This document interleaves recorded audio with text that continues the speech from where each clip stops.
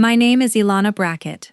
I am 41 years old, and I'm holding a small brass key right now, cold enough that the ridges ache against my thumb, older than I am by at least 2 decades, with a strip of faded green tape wrapped around the bow where someone once wrote the letter M in permanent marker, because this key is the reason my sister told a judge, under oath, that I had been institutionalized 3 times and could not distinguish reality from delusion.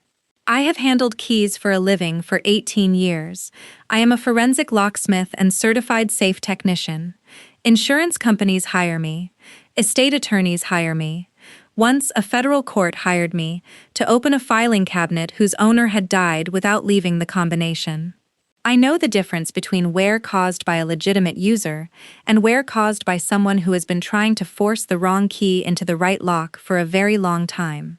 I noticed something about this key before I understood what I was looking at. The tumbler wear was too fresh. The tape was old.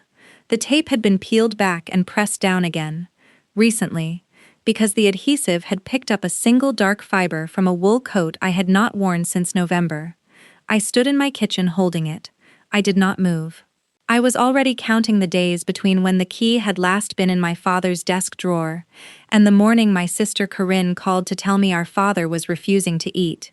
Before I tell you what this key opened, and what it cost my sister when I finally opened it, tell me where you're watching from. Drop it in the comments. I want to know how far this reaches, because the people who lose the most in stories like this one are usually the people who thought it could not happen inside their own family.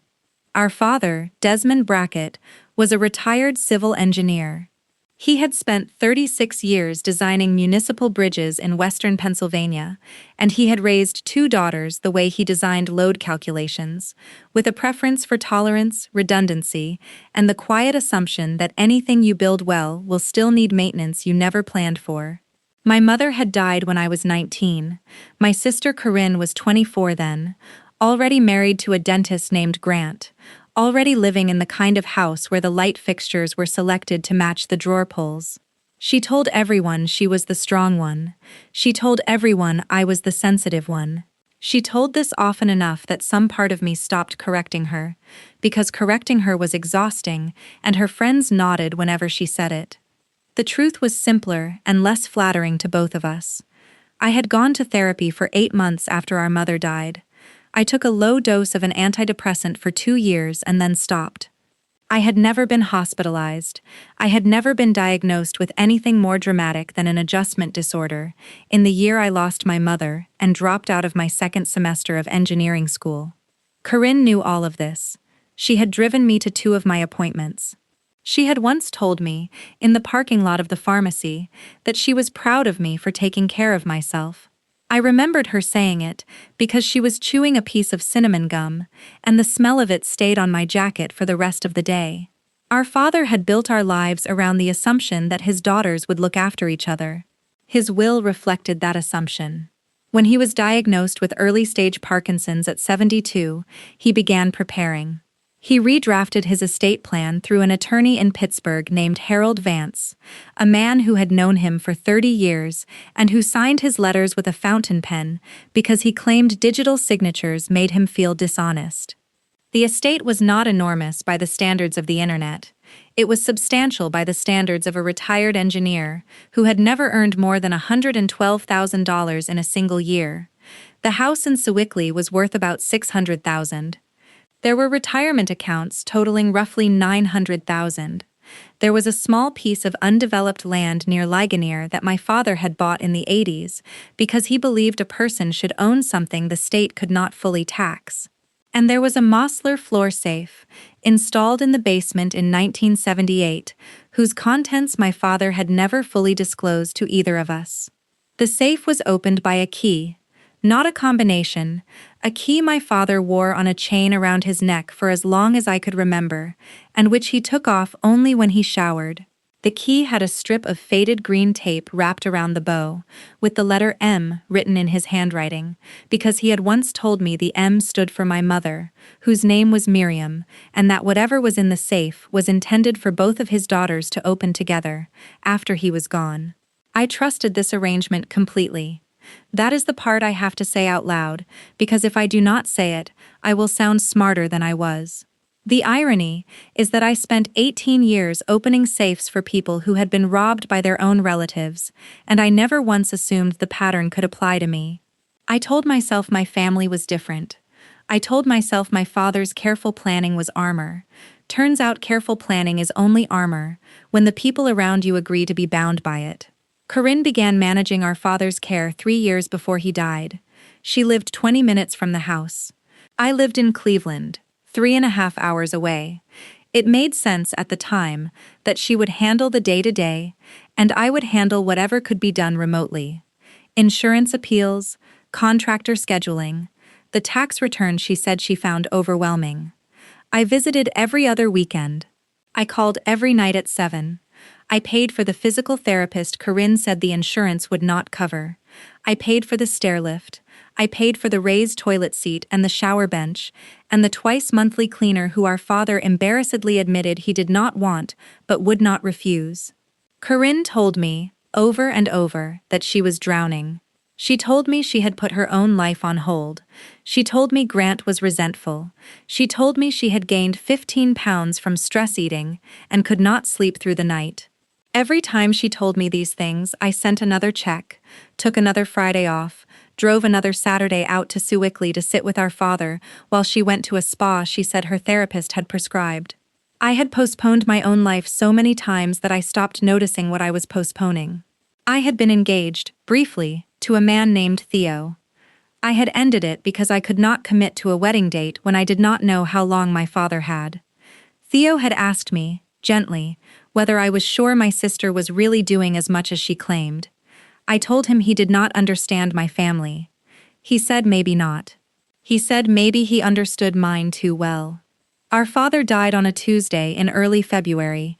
He died in his sleep, in his own bed, in the house he had lived in for 41 years. Corinne called me at 6:18 in the morning. She was already at the house. She said she had let herself in because she had a feeling. She said the hospice nurse had not yet arrived. She said she had already called the funeral home. She said she had already found the key. That is the sentence that stopped me. I asked her what key. She said the key from around his neck. She said she had taken it off him because she did not want the funeral home to lose it. She said she had put it somewhere safe. I drove to Sewickley that afternoon. I arrived at 3:40. Corinne met me at the door with a mug of coffee she had made in my father's kitchen, using my father's grounds, in my father's favorite blue mug. Her eyes were red, but her hair was newly cut.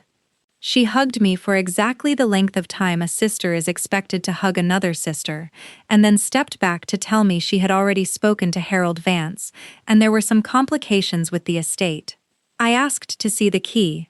She said she had left it at her house. She said she would bring it tomorrow. She said we should focus on the arrangements first. I did not argue. I asked to see my father.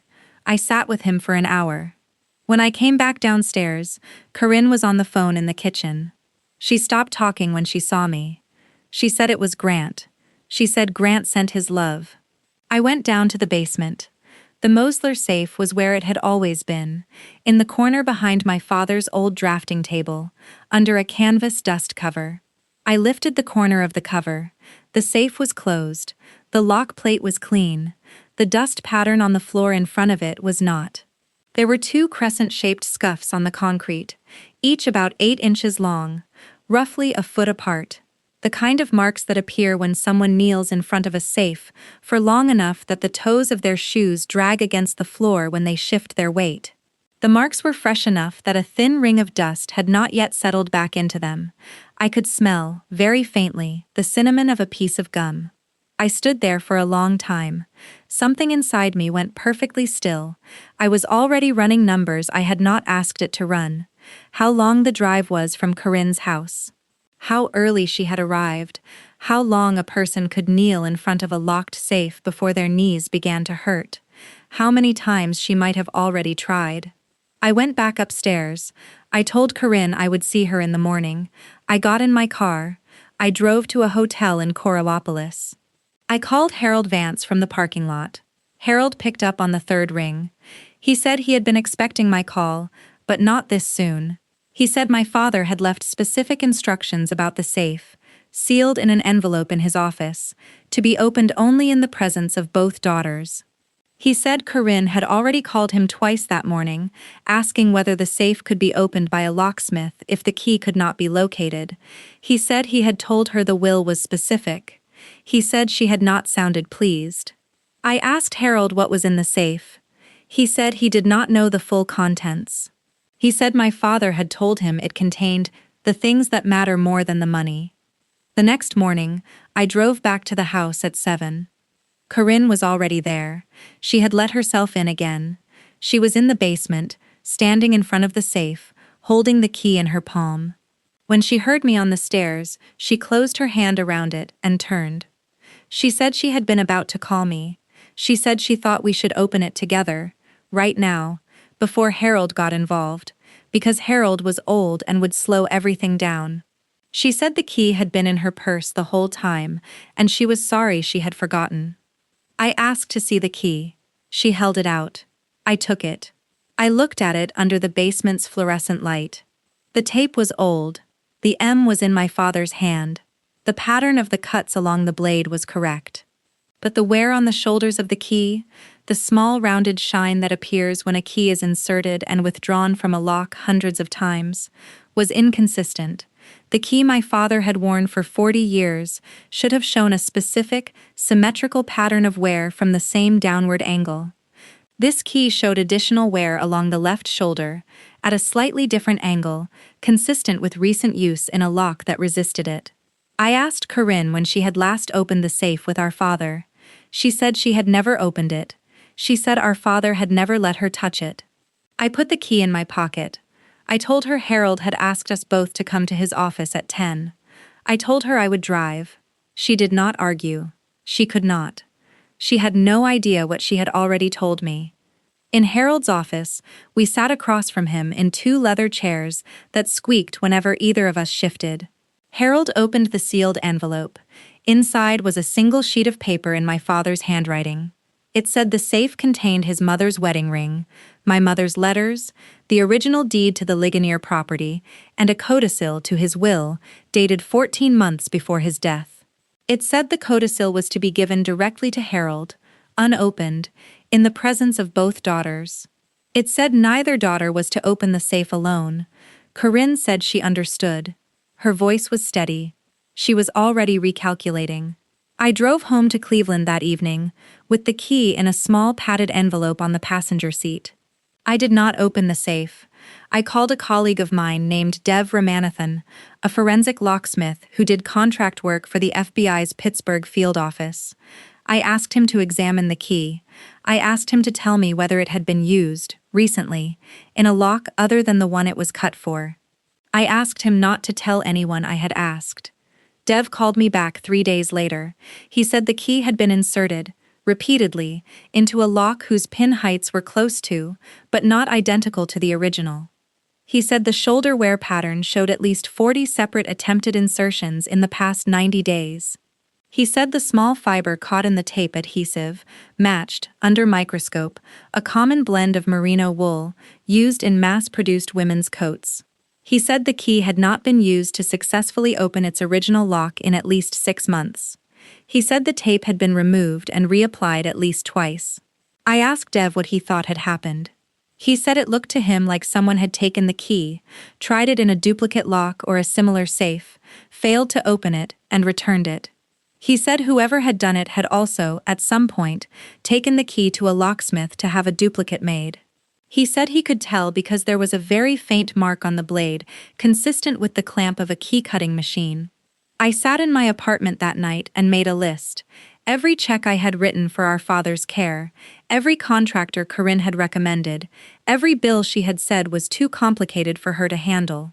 Every reason she had given for why I could not come out on a particular weekend, every time she had said our father was too tired to come to the phone, every time she had told me our father had asked for her specifically, not for me.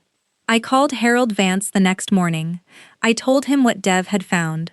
I asked him whether my father had ever, in the last 2 years, mentioned suspecting that Corinne had been searching for the safe key.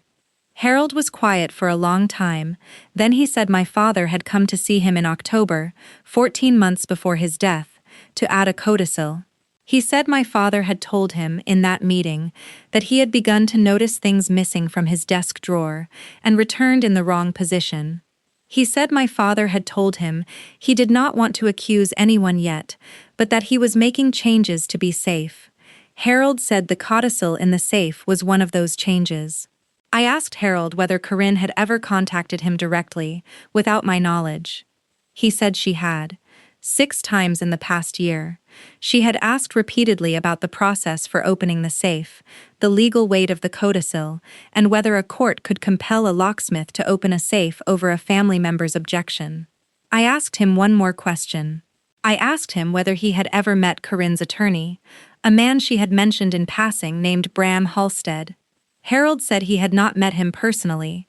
He said Bram Halstead had once been sanctioned in Allegheny County for filing a petition to have an elderly widow declared incompetent based on falsified medical records. I hired a lawyer of my own that afternoon. Her name was Priya Ostwald. She specialized in contested estates and elder financial abuse.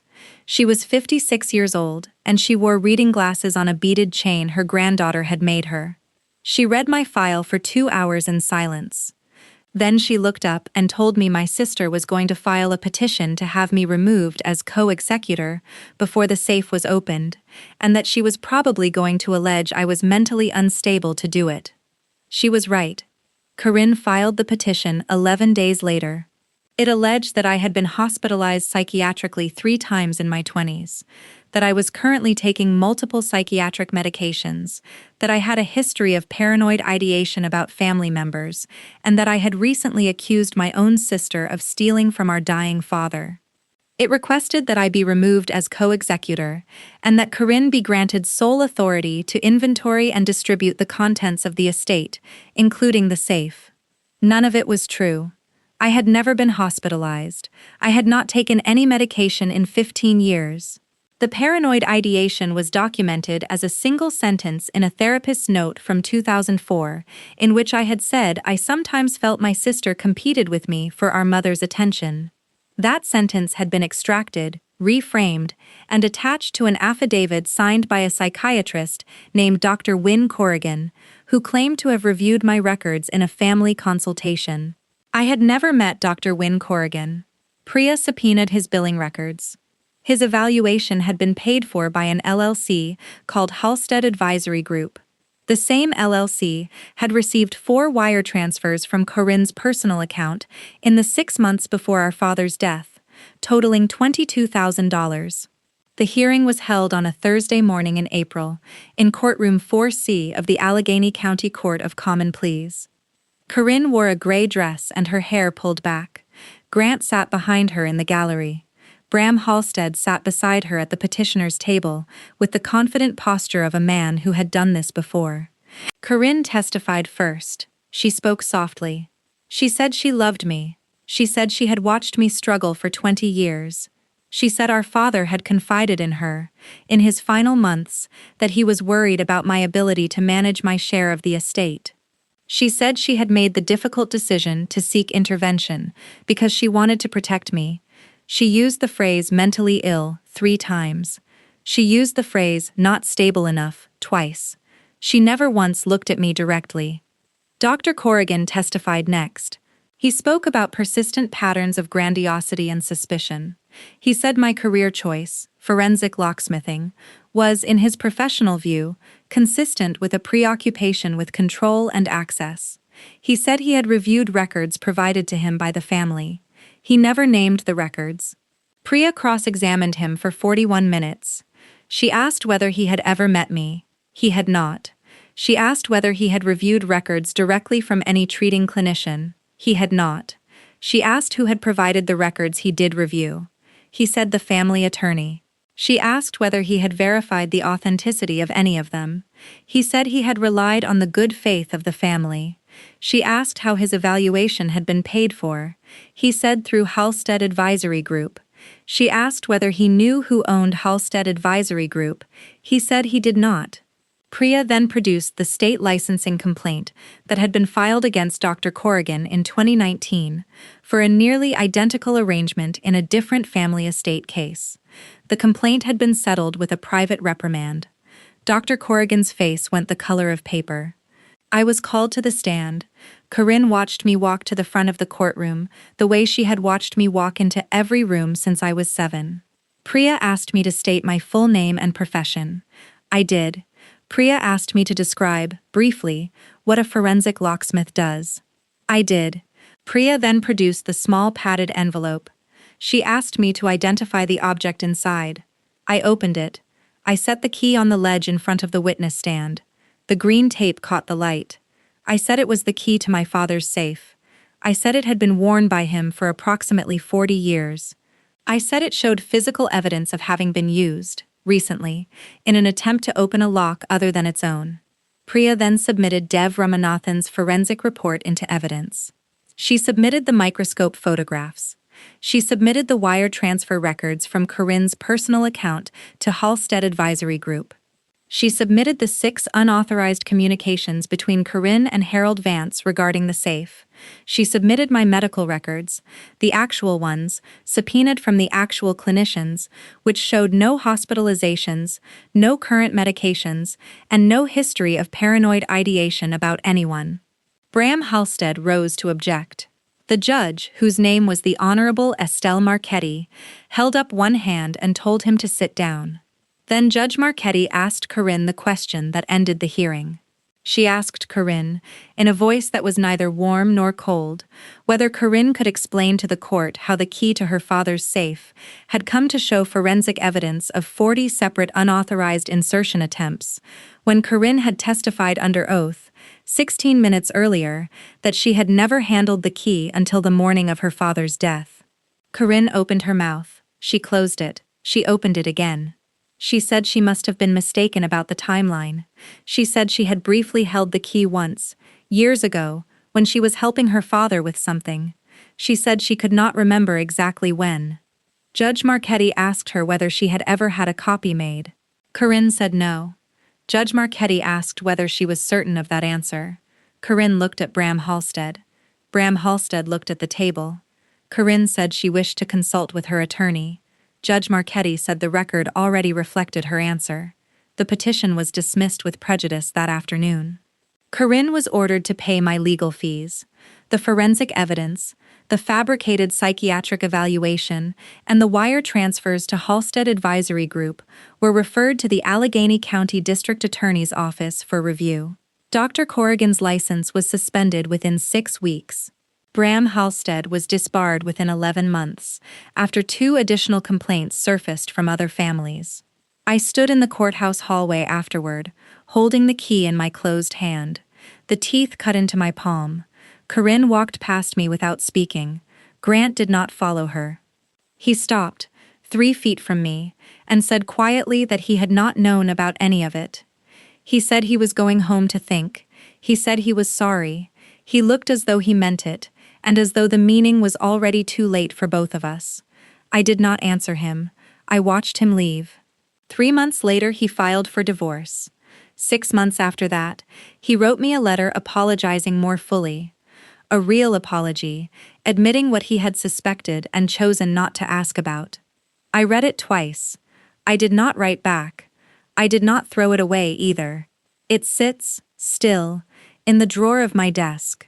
The criminal case against Corinne moved slowly. She was eventually charged with attempted theft, forgery, and financial exploitation of an elder. She pled to a reduced charge and received 2 years of probation, 300 hours of community service, and a restitution order that consumed most of her share of the estate. She was not permitted to serve as a fiduciary in any capacity for 10 years. She lost her position on the board of a charity she had chaired for 6 years. Her friends divided themselves without much drama. Some stayed, most did not. Harold Vance and I opened the safe together, in his office, 6 weeks after the hearing. Inside was my grandmother's wedding ring, my mother's letters to my father from the year they were engaged, tied with the same red ribbon she had used the day she wrapped them, the original deed to the Ligonier property, and the codicil. The codicil said that if either daughter attempted to obtain access to the safe through means other than the lawful joint procedure, or attempted to have the other daughter declared incompetent for any purpose related to the estate, the offending daughter's share was to be reduced to $1, and the remainder was to be distributed to the surviving daughter and to a scholarship fund for first-generation engineering students at Carnegie Mellon. My father had known, not the specifics, not the exact shape of what was coming, but he had known enough to build the redundancy. Corinne received $1. I received the rest. I sold the Sewickley house. I kept the Ligonier land, because my father had wanted a daughter of his to own something the state could not fully tax. I funded the scholarship fund in my mother's name. I sent Theo an email, 3 months after the hearing, telling him I was sorry it had taken me 11 years to hear what he had been saying. He wrote back the next day. We began, cautiously, again. Here is what I know now that I did not know when I stood in my kitchen, holding a key with the wrong wear pattern. A person who loves you does not build a case against you in secret. A person who loves you does not pay a psychiatrist to describe you to a courtroom you have not yet entered. A person who loves you does not rehearse the sentence, "She has always been mentally ill," until it comes out of her mouth without the small hesitation the truth would have required. What Corinne did was not a mistake made under pressure. It was a plan constructed over months, refined against my trust, tested against my willingness to keep sending checks and driving out on weekends and calling every night at 7. My silence had funded her. My exhaustion had insulated her. My decision, over and over, to interpret her cruelty as stress had given her the room to build something that would eventually require a judge to dismantle. The hardest part is not the betrayal. The hardest part is realizing how much of my adult life I organized around not seeing it. I could have asked, 20 years ago, why my sister described my ordinary grief as instability, while she described her own as strength. I could have asked, 10 years ago, why every family narrative required me to be the fragile one. I could have asked, 3 years ago, why the woman who claimed to be drowning always had time to get her hair cut before I arrived. I did not ask, because asking would have required me to consider an answer I was not ready to hold. Love that requires you to keep believing a lie is not love. It is a job description, and the pay is your own life. I keep the key on my desk now. The green tape has faded further. The letter M is nearly gone. I use it, sometimes, as a paperweight for the mail I have not yet decided how to answer. It opens nothing anymore, because the safe is gone, but I hold it, occasionally, when I am on a phone call, and I turn it over in my fingers, the way my father must have turned it over in his, for 40 years, on the chain around his neck. If someone in your family has been telling a story about who you are, softly, patiently, to other people, in rooms you were not in, what would you find if you finally examined the small, ordinary object they have been quietly reaching for while you were not looking? This story is a fictional narrative created for entertainment, education, and dramatic reflection. We hope it reminded you that your dignity is not negotiable, and that setting a boundary, even a painful one, can be an act of love for yourself and everyone the pattern would have reached next.